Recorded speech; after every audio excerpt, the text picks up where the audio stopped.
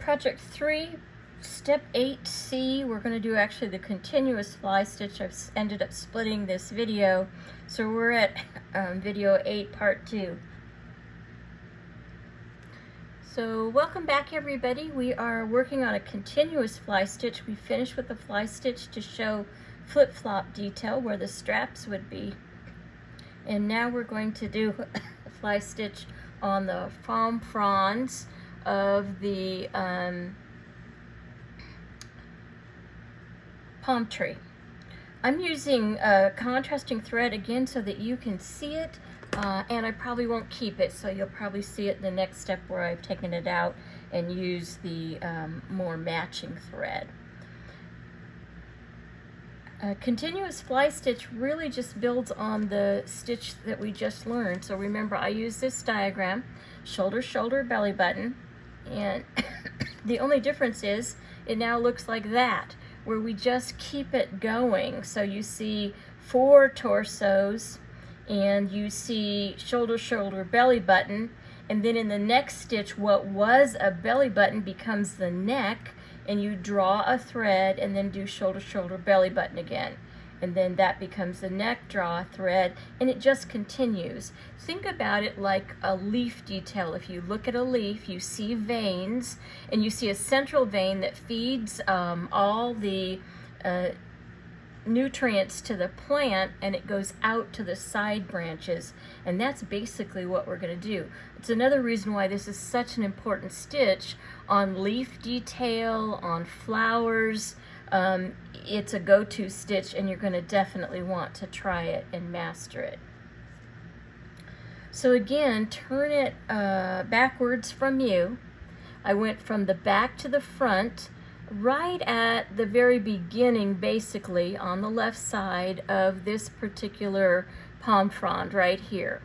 I'm going to leave again that circle. You see my thread there, kind of in a U shape, and I'm going to go in across the way. And those are my, what I'm going to call my 2 shoulders. I've got a shoulder, and I'm going to swoop up to my belly button. I'm going to keep these stitches, not more than 1/4 of an inch.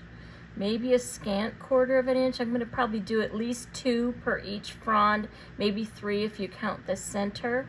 And I want to come up in the center of the palm frond if I can.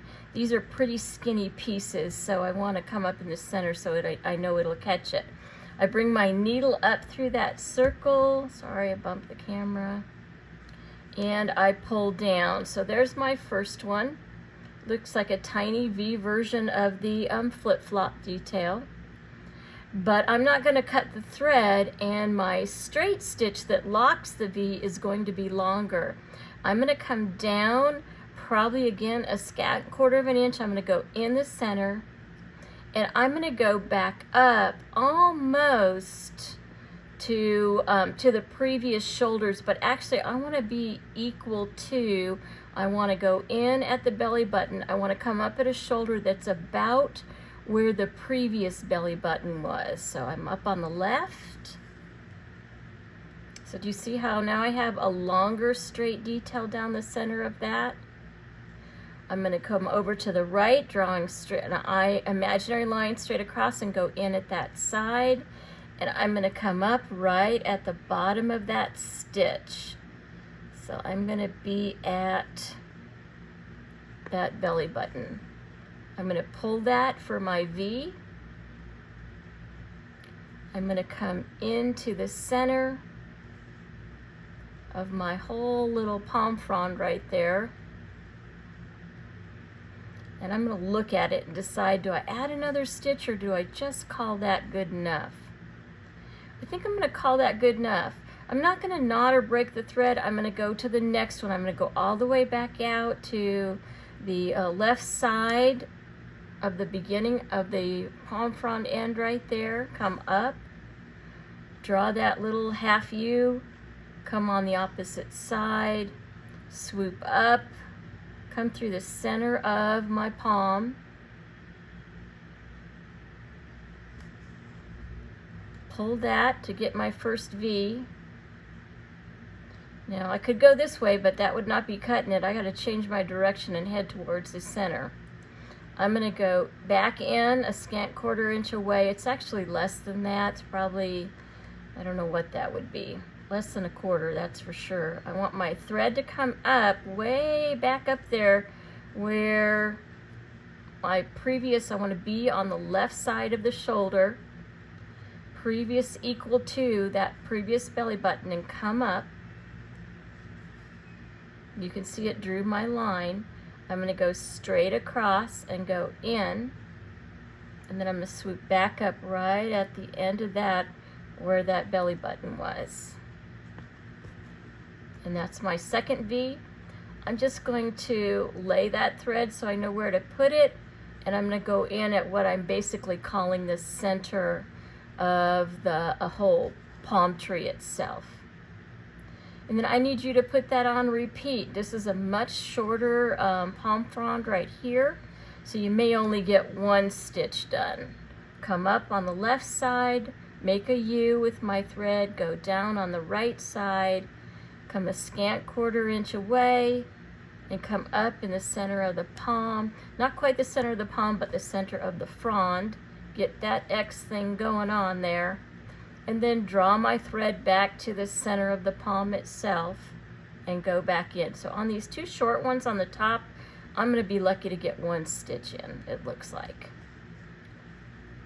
All right, and that's how you're going to couch it down. You're going to use a continuous fly stitch to couch down each of these palm fronds.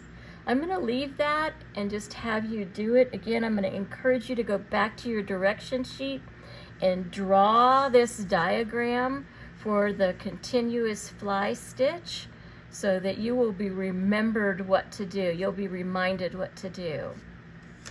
All right, I'm going to pick up the black thread. You did not get brown in your kit. I'm going to pick up black, and I'm going to couch the trunk of the palm with those cross stitches or X stitches. I'm going to come in away from me right there.